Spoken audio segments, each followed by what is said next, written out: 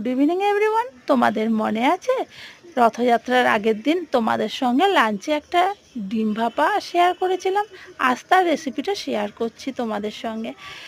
8টা ডিম আমি ভালো করে ফেটিয়ে নিয়েছিলাম, তার মধ্যে লবণ, গোলমরিচের গুঁড়ো, পেঁয়াজ কুচি, লঙ্কা কুচি দিয়ে আমি ইন্ডাকশানে থালা চাপা দিয়ে গামলায় জল দিয়ে একটা ভাপা হতে দিয়েছিলাম।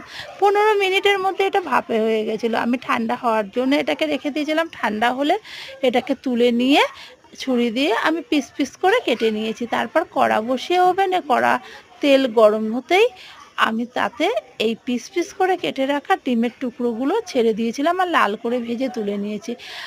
ওই তেলের মধ্যে আরেকটু তেল দিয়ে কিছু গোটা গরম মশলা আর একটা শুকনো লঙ্কা ফোড়নে দিয়েছিলাম। ফোড়ন থেকে মিষ্টি গন্ধ উঠতেই তাতে পেঁয়াজ কুচি, টমেটো কুচি দিয়ে ভালো করে ভেজে নিয়েছিলাম। তারপর আদা বাটা, রসুন বাটা, জিরের গুঁড়ো, ধনের গুঁড়ো, লঙ্কার গুঁড়ো আর হলুদ গুঁড়ো দিয়ে এটাকে আমি ভালো করে কষিয়ে নিয়েছিলাম। যখন তেল থেকে মশলা ছেড়ে গিয়েছিল আমি গরম জল দিয়ে দিয়েছিলাম আর অতিরিক্ত ঝালের জন্য 2টো কাঁচা লঙ্কা দিয়ে দিয়েছিলাম। যখন ঝোলটা ফুটে গিয়েছিল তার মধ্যে আমি সমস্ত ডিম ভাজাগুলো দিয়ে দিয়েছিলাম। আর ঝোল যখন নাকি কমে এসছে এর মধ্যে একটু ঘি আর গরম মশলা দিয়ে আমি রান্নাটা ফিনিশ করেছিলাম। রেডি হয়ে গেছে আমার ডিম ভাপে। গরম গরম ভাতের সঙ্গে খেতে দারুণ লাগে। তোমরা একবার হলেও বাড়িতে ট্রাই করে দেখতে পারো, আর দেখবে এটা ছাড়া অন্য কোনো ডিম তোমাদের খেতে ইচ্ছা করছে না।